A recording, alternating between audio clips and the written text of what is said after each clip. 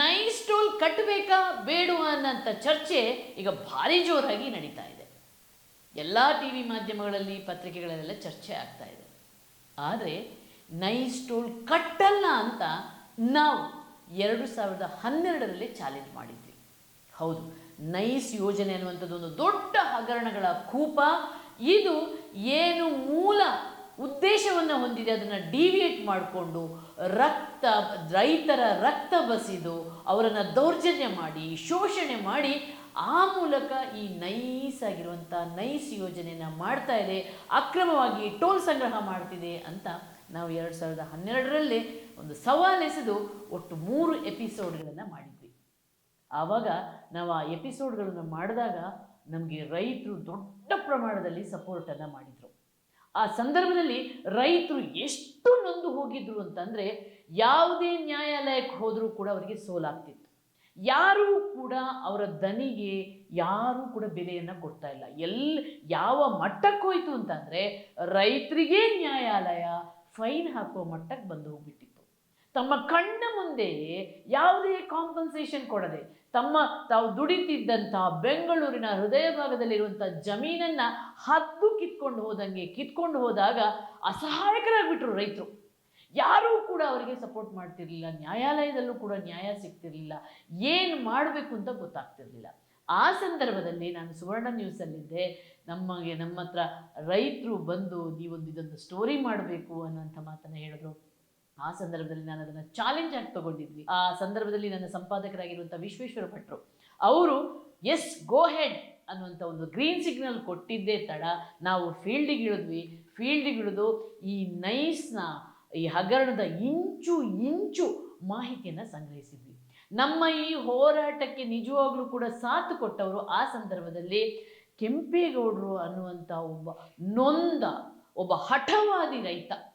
ಅವರು ರೈತಕ್ಕಿಂತಲೂ ಅವ್ರದ್ದೊಂದು ಸಣ್ಣ ಪುಟ್ಟದಾಗಿ 2010 ಸೈಟ್ ಇದೇ. ನೀವೀಗ ನೈಸ್ ರೋಡಿನ PS ಕಾಲೇಜ್ ಹತ್ರ ಒಂದು ಟೋಲ್ ಗೇಟ್ ಇದೆ ನೋಡಿ, ಆ ಟೋಲ್ ಗೇಟ್ ಪಕ್ಕದಲ್ಲಿ ಅವರ ಸೈಟ್ ಇತ್ತು. ಆ ಸೈಟನ್ನು ರಾತ್ರಿ ಬಾಗೇಗೌಡ ಲೇಔಟ್ ಅಂತ ಏನಿದೆ ಆ ಲೇಔಟಲ್ಲಿ ಆ ಕೆಂಪೇಗೌಡರು ಸೇರಿದಂತೆ ಅನೇಕರ ಸೈಟ್ಗಳಿತ್ತು.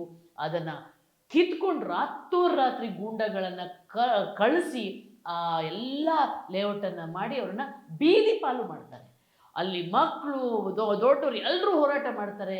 ಯಾರೂ ಕೂಡ ಅವರ ಕೂಗಿ ಆಗಿನ ಸರ್ಕಾರ ಕೂಡ ಅವರಿಗೆ ಒಂದಿಷ್ಟು ಕರುಣೆ ತೋರಿಸದೆ ಒಂದಿಷ್ಟು ಸಹಾಯ ಮಾಡದೆ ನೈಸ್ ಪರವಾಗಿ ಅವರಿಗೆ ಪೊಲೀಸರನ್ನ ಬಿಟ್ಟು ಇವರನ್ನೆಲ್ಲ ಜೈಲಿಗೆ ಬೇರೆ ಕಳಿಸ್ತಾರೆ.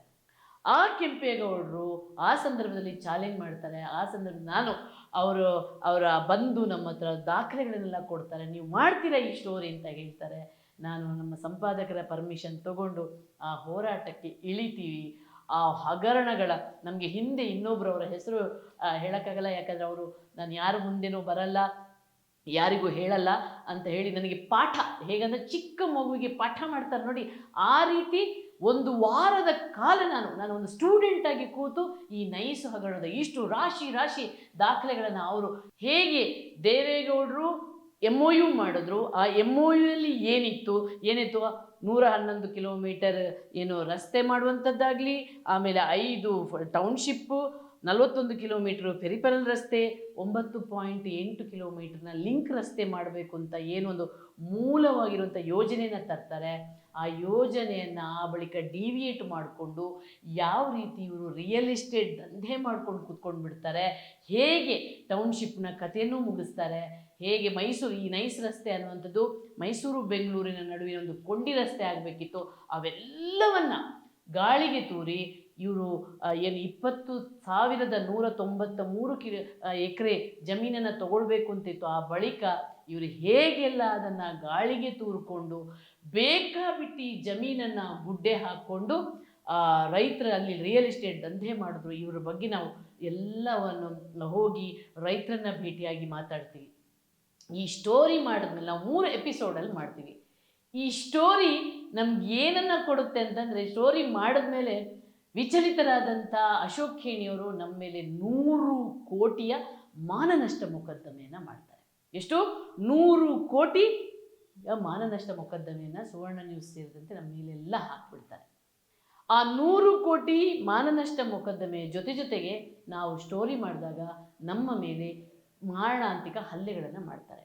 ನಾವು ಸ್ಟೋರಿ ಮಾಡಲಿಕ್ಕೆ ಹೋದಾಗ ಇದೇ ನೈಸ್ ರಸ್ತೆಯಲ್ಲಿ ಹೋದಾಗ ಅವರು ಏನು ಗೂಂಡಾಗಳ ರೀತಿಯಲ್ಲಿ ಅಲ್ಲಿ ಜನ ಸಾಕೊಂಡಿದ್ದಾರೆ, ವಿಜಿಲೆನ್ಸ್ಗೆ, ಅವರ ರೋಡ್ ವಿಜಿಲೆನ್ಸ್ಗೆ ಅಂತ ಜನ ಸಾಕೊಂಡಿದ್ದಾರಲ್ಲ, ಅವರು ನಮ್ಮನ್ನು ಅಟ್ಟಾಡಿಸ್ಕೊಂಡು ಬರ್ತಾರೆ, ನಮ್ಮ ಕ್ಯಾಮ್ರಾನ ಕಿತ್ಕೊಳ್ತಾರೆ, ನಮಗೆ ಹೊಡಿತಾರೆ, ನಮಗೆ ಬಡಿತಾರೆ. ಆ ಸಂದರ್ಭದಲ್ಲಿ ಅಲ್ಲಿನ ರೈತರು ನಮಗೆ ಬೆನ್ನೆಲುಬಾಗಿ ನಿಲ್ತಾರೆ. ರೈತರು ಅವರನ್ನು ಹೊಡೆದು ವಾಪಸ್ ಕಳಿಸಿದಂಥ ಘಟನೆ ಕೂಡ ನಡೆದಿರುತ್ತೆ.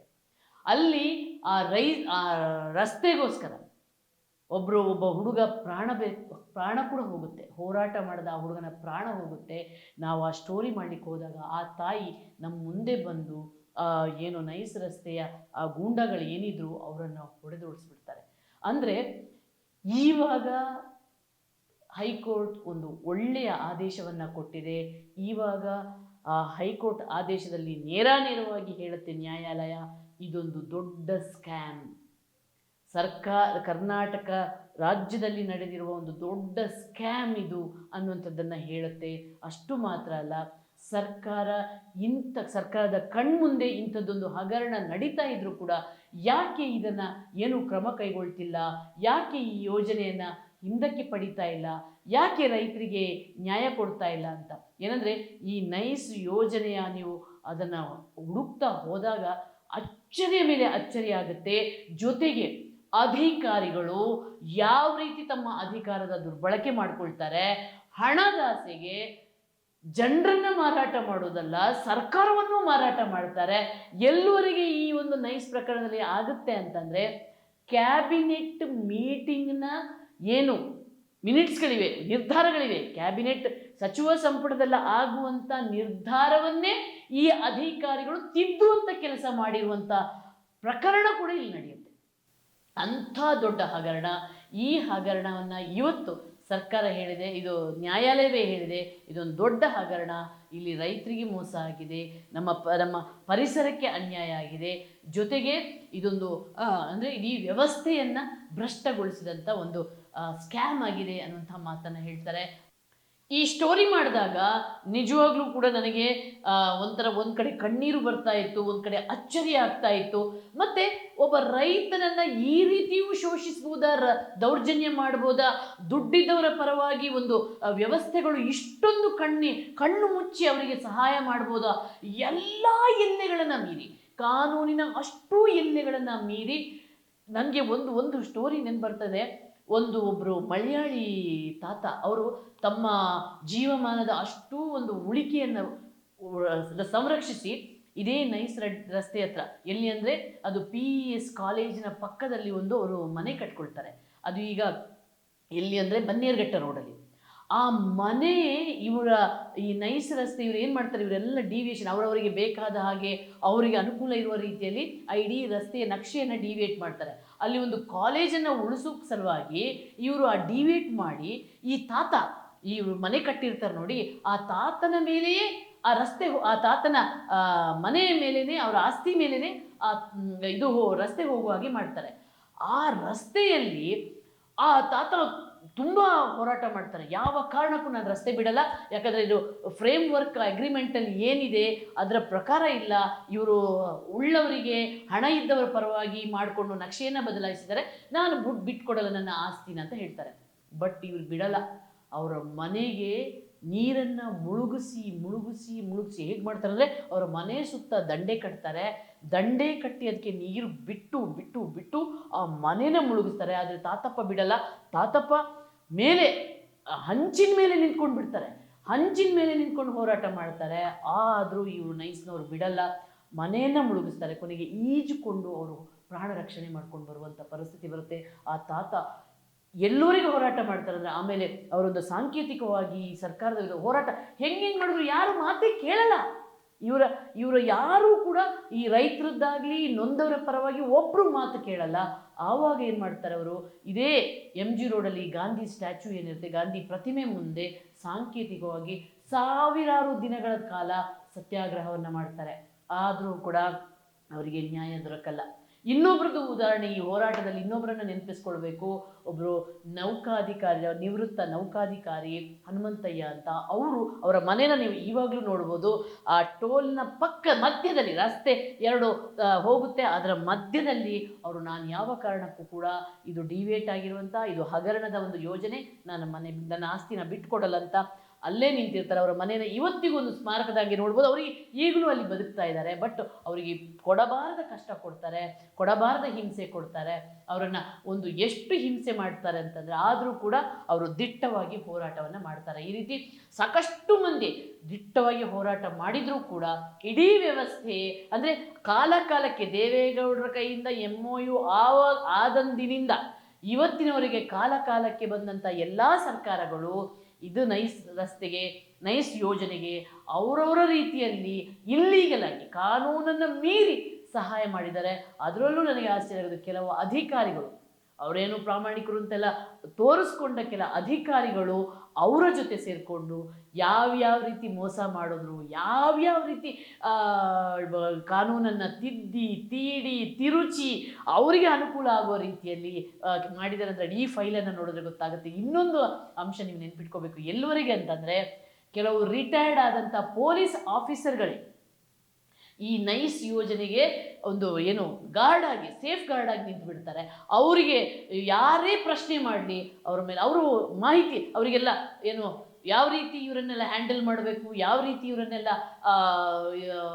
ರೈತರ ದನಿಯನ್ನು ಅಡಗಿಸ್ಬೇಕು ಅಂತ ಇವರೇ ಉಪಾಯ ಹೇಳಿ ಇವರೇ ಅಲ್ಲಿ ರಿಟೈರ್ಡ್ ಆಗೋಕ್ಕೆ ಮುಂಚೆ ಸಹಾಯ ಮಾಡ್ತಿದ್ರು. ರಿಟೈರ್ಡ್ ಆದಮೇಲೆ ಅಲ್ಲಿ ನೈಸ್ ಸಂಸ್ಥೆಯಲ್ಲೇ ಅಧಿಕಾರಿಗಳಿಗೆ, ವಿಜಿಲೆನ್ಸ್ ಅಧಿಕಾರಿಗಳಾಗಿ ನೈಸಲ್ಲಿ ಸೇರ್ಕೊಂಡು ಬಿಡ್ತಾರೆ ರಿಟೈರ್ಡ್ ಆಗಿ. ಆ ಮೂಲಕ ಮತ್ತೆ ಜನರನ್ನು ಶೋಷಣೆ ಮಾಡ್ತಾ ಇದ್ರು.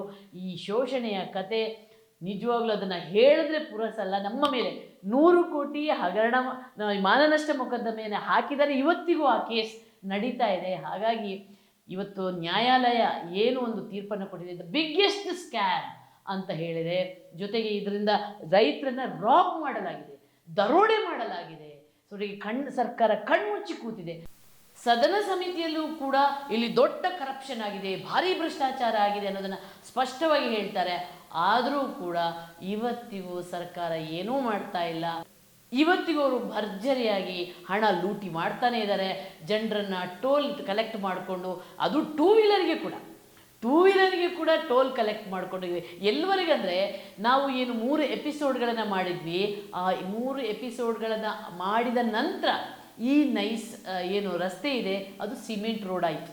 ಅದಕ್ಕಿಂತ ಮುಂಚೆ ಸಿಮೆಂಟ್ ರೋಡು ಇರಲಿಲ್ಲ. ಫ್ರೇಮ್ ಆಫ್ ಅಗ್ರಿಮೆಂಟ್ ಪ್ರಕಾರ ಅವರು ಆರಂಭದಲ್ಲೇ ಅಂದರೆ ಫಸ್ಟ್ ಒಮ್ಮೆ ಡಾಂಬರ್ ರೋಡ್ ಹಾಕಬೇಕು, ಅದಾದ 1 ವರ್ಷದೊಳಗೆ ಸಿಮೆಂಟ್ ರೋಡ್ ಮಾಡಿಕೊಂಡು ಜನರಿಗೆ ಬಿಡಬೇಕು. ಅಷ್ಟು ಮಾತ್ರ ಅಲ್ಲ, ಇವ್ರದ್ದೆಲ್ಲ ನೀವು ಆ ಮೇನ್ ಫ್ರೇಮ್ವರ್ಕ್ ಅಗ್ರಿಮೆಂಟಲ್ಲಿ ನೀವು ಅವರ ಕಲ್ಪನೆಗಳು, ಅವರು ತೋರಿಸಿದ ಯೋಜನೆಗಳ ಪಿಕ್ಚರ್ ನೋಡಿಬಿಟ್ರೆ ಆಶ್ಚರ್ಯ ಪಡ್ತೀರ. ಸಿಮೆಂಟ್ ರೋಡು, ಆಮೇಲೆ ಕೆಫೆಟೇರಿಯಾ, ರೆಸ್ಟಿಂಗ್ ರೂಮ್ಗಳು, ಸುತ್ತಮುತ್ತ ಕಾಡುಗಳು, ಏನು ಫಾರಿನಲ್ಲಿ ರಸ್ತೆಗಳಿರ್ತಾವಲ್ಲ ಆ ರೀತಿ ರಸ್ತೆಗಳು ಇರಬೇಕು, ಟೌನ್ಶಿಪ್ಪು, ಏನೇನೋ ಅದ್ಭುತ ಕಲ್ಪನೆಗಳನ್ನು ಮಾಡಿಕೊಟ್ಟಿದ್ರು. ಆದರೆ ಒಂದೇ ಒಂದು ಕೂಡ ಅಂತ ಯಾವುದನ್ನು ಕೊಡದೆ ಕರುನಾಡಿನ ಜನರಿಗೆ ಮೋಸ ಮಾಡಿ ಈ ನೈಸ್ ಯೋಜನೆ ಆಯಿತು. ಸರ್ಕಾರಕ್ಕೂ ಮೋಸ ಮಾಡ್ತು, ರೈತರಿಗೆ ಮೋಸ ಮಾಡ್ತು. ಇವತ್ತಿನವರೆಗೆ ಅದು ಟೋಲನ್ನು ಕಲೆಕ್ಟ್ ಮಾಡ್ತಾ ಜನರನ್ನು ದರೋಡೆ ಮಾಡ್ತಾ ಇದೆ. ಹಾಗಾಗಿ ಈಗಲಾದರೂ ಸರ್ಕಾರ ಎಚ್ಚೆತ್ತುಕೊಳ್ಬೇಕಾಗಿದೆ. ಸರ್ಕಾರ ಎಚ್ಚೆತ್ತುಕೊಂಡಿಲ್ಲ ಅಂದರೆ ರೈತರು ಮಾತ್ರವಲ್ಲ, ಈ ನಾಡಿನ ಜನತೆ ಎಚ್ಚೆತ್ತುಕೊಂಡು ಈ ನೈಸಿಗೆ ಬುದ್ಧಿ ಕಲಿಸ್ತಾರೆ. ಈಗ ಜನ ನಿರ್ಧಾರ ಮಾಡಬೇಕು. ರಾಜಕಾರಣಿಗಳೇನೋ ಕೂತ್ಕೊಂಡು ನೀವು ಟೋಲ್ ಕಟ್ಟಬೇಡಿ ಅಂತ ಹೇಳ್ತಾರೆ. ಆದರೆ ಟೋಲ್ ಕಟ್ಟಲಿಕ್ಕೆ ಅವರು ಇಷ್ಟು ವರ್ಷ ನಿಮ್ಮನ್ನೆಲ್ಲ ಕೊಂಡುಕೊಂಡು ಎಲ್ಲರನ್ನೂ ಕೊಡ್ಕೊಂಡು ಅವರು ಸಾಮ್ರಾಜ್ಯನ ಬೆಳೆಸಿದ್ದಾರೆ. ಆ ಸಾಮ್ರಾಜ್ಯದವರಿಗೆ ಒಬ್ಬರ ದನಿ ಅಡಗಿಸೋದೇನು ದೊಡ್ಡ ವಿಚಾರ ಅಲ್ಲ. ಅವರು ಅಂಥದ್ದನ್ನೆಲ್ಲ ಮಾಡಿಕೊಂಡೇ ಬಂದಿದ್ದಾರೆ. ನಿಮ್ಮಂಥ ದೊಡ್ಡ ರಾಜಕಾರಣಿಗಳನ್ನೇ ಕೊಂಡುಕೊಂಡಿದ್ದಾರೆ ಅಂತಂದರೆ ಇನ್ನು ನಾವು ಟೋಲ್ ಕಟ್ಟಬೇಡಿ, ಟೋಲ್ ಕಟ್ಟದೆ ನಾವು ಹೋಗ್ತೀವಿ ಅಂತಂದರೆ ನಮ್ಮನ್ನು ಬಿಡ್ತಾರಾ? ಹಾಗಾಗಿ ಇಲ್ಲಿ ಸರ್ಕಾರವೇ ಒಂದು ನಿರ್ಧಾರಕ್ಕೆ ಬಂದು ಟೋಲ್ ಕಟ್ಟಬೇಕಾ ಕಟ್ಟಬೇಡವಾ ಅನ್ನೋದನ್ನು ಒಂದು ನೀವು ಘಂಟಾಘೋಷವಾಗಿ ಘೋಷಣೆ ಮಾಡಿ ಈ ನೈಸ್ ಹಗರಣವನ್ನು ಏನೆಲ್ಲ ಹಗರಣ ಆಗಿದೆ ಅದನ್ನೆಲ್ಲ ಕೂಲಂಕುಷವಾಗಿ ತನಿಖೆ ಮಾಡಿ ಇದನ್ನು CBIಗೆ ಒಪ್ಪಿಸಿದ್ರೆ ಮಾತ್ರ ಇದರ ಹಣೆ ಬರ ಹೊರಗೆ ಬರ್ಬೋದು ಅಂತ ಹೇಳ್ತೀವಿ. ಇಲ್ಲೇನಾಗಿದೆ ಅಂದರೆ ಈ ಅಶೋಕ್ ಖೇಣಿಯವರು ಯಾವ ಆಡಳಿತ ಪಕ್ಷ ಬರುತ್ತೆ ಅದಕ್ಕೆ ಪಕ್ಷಾಂತರ ಮಾಡ್ಕೊಂಡು ಹೋಗ್ತಾ ಇರೋದ್ರಿಂದ ಎಲ್ಲರ ಜೊತೆನೂ ಅವರು ರಾಜಿ ಮಾಡಿಕೊಂಡು ಅಡ್ಜಸ್ಟ್ ಮಾಡಿಕೊಂಡು ಹೋಗಿರೋದ್ರಿಂದ ಇಲ್ಲಿವರೆಗೆ ಹಗರಣಗಳು ಬೆಳೀತಾನೇ ಇದೆ. ಹಾಗಾಗಿ ಈಗಲಾದರೂ ಸರ್ಕಾರ ದೊಡ್ಡ ಮನಸ್ಸು ಮಾಡಿ, ಯಾಕಂದರೆ ಕೋರ್ಟೇ ಆದೇಶ ಕೊಟ್ಟಿರೋದ್ರಿಂದ ಈ ಒಂದು ಹಗರಣಕ್ಕೆ ತನಿಖೆ ಮಾಡೋಕ್ಕೆ ಒಂದು ಬಲ ಬಂದಿರೋದ್ರಿಂದ ಸ್ಪಷ್ಟವಾಗಿ ನೀವು ಭ್ರಷ್ಟರಹಿತ ಸರ್ಕಾರ ಮಾಡ್ತೀನಿ ಅಂತ DK ಶಿವಕುಮಾರ್ ಹೇಳ್ತಾರಲ್ಲ, ಭ್ರಷ್ಟಾಚಾರ ಇಲ್ಲದ ಸರ್ಕಾರ ಮಾಡ್ತೀನಿ ಅಂತ ಮೊದಲು ನೀವು ಆ ಮನಸ್ಸಿದ್ರೆ ನಿಮಗೆ ನಿಜವಾಗ್ಲೂ ನೀವು ಚಾಲೆಂಜ್ ಮಾಡ್ತೀನಿ ಅಂತಾದರೆ ನೀವು ಹೇಳಿರುವಂಥ ಮಾತಿಗೆ ಬೆಲೆ ಬರಬೇಕು ಅಂತಾದರೆ ಈ ಕೋರ್ಟೇ ಹೇಳಿರುವಂತೆ one of the biggest scam in Karnataka ಅಂತ ಹೇಳಿದ್ರಲ್ಲ, ಈ ಸ್ಕ್ಯಾಮನ್ನು ಫಸ್ಟ್ ನೀವು ತನಿಖೆ ಮಾಡಿಸಿ, ಇದರಲ್ಲಿ ಭ್ರಷ್ಟರಾಗಿರುವವರನ್ನ ಜೈಲಿಗೆ ಕಳಿಸಿ, ರೈತರಿಗೆ ನ್ಯಾಯ ಕೊಡಿಸಿ, ಅವರಿಗೆ ಭೂಮಿಯನ್ನು ವಾಪಸ್ ಕೊಡಿಸುವಂಥ ದೊಡ್ಡ ಕೆಲಸ ಮಾಡಿ ಅನ್ನುವಂಥದ್ದನ್ನು ಹೇಳ್ತಾ ನಾವು ಈ ಭ್ರಷ್ಟಾಚಾರ ಏನು ನೈಸ್ ಹೋರಾಟದಲ್ಲಿ 2012ರಿಂದಲೇ ಆರಂಭ ಮಾಡಿಕೊಂಡು 100 ಕೋಟಿ ಮಾನನಷ್ಟ ಮೊಕದ್ದಮೆನ ಹಾಕಿಸ್ಕೊಂಡವರು. ಹಾಗಾಗಿ ನಾವು ಯಾವತ್ತಿದ್ರೂ ಕೂಡ ರೈತರ ಪರವಾಗಿ ಇದ್ದೇ ಇರ್ತೀವಿ. ಭ್ರಷ್ಟರ ವಿರುದ್ಧ ಹೋರಾಟ ನಮ್ಮದು ಇದ್ದೇ ಇರುತ್ತೆ. ನಮ್ಮ ಹೋರಾಟಕ್ಕೆ ನೀವು ಯಾವತ್ತಿದ್ರೂ ಕೂಡ ನೈತಿಕವಾಗಿ ಬೆಂಬಲ ಕೊಡ್ತಾನೇ ಇದ್ದೀರಾ. ಅದೇ ರೀತಿ ನಾವು ಯಾರ ಮುಲಾಜಿಗೂ ಒಳಗಾಗದೆ, ಯಾರಿಗೂ ಬಗ್ಗದೆ, ಯಾರಿಗೂ ತಗ್ಗದೆ ಇದೇ ರೀತಿ ಹೋರಾಟನ ಮುಂದುವರಿಸಬೇಕು ಅಂತಾದರೆ ನೀವು ನಮಗೆ ಆರ್ಥಿಕವಾಗಿಯೂ ಬಲ ಕೊಡಬೇಕು. ಅದಕ್ಕಾಗಿ ದಿನಕ್ಕೆ ₹1, ವರ್ಷಕ್ಕೆ ₹365 ಕೊಟ್ಟು ವಿಜಯ ಟೈಮ್ಸ್ನ ಚಂದಾದಾರರಾಗಿ. ಅದೇ ರೀತಿ ನಮ್ಮ ಚಾನಲನ್ನು ಯೂಟ್ಯೂಬಲ್ಲಿ ಸಬ್ಸ್ಕ್ರೈಬ್ ಮಾಡಿ, ಫೇಸ್ಬುಕ್ಕಲ್ಲಿ ಫಾಲೋ ಮಾಡಿ. ನಮ್ಮ ವೆಬ್ಸೈಟ್ www.vijaytimes.comಗೆ ವಿಸಿಟ್ ಕೊಡಿ. ಕ್ಷಣ ಕ್ಷಣದ ಸುದ್ದಿಯನ್ನು ನೋಡ್ತಾ ಇರಿ. ಬದಲಾವಣೆಯ ಹಾದಿ ವಿಜಯ ಟೈಮ್ಸ್.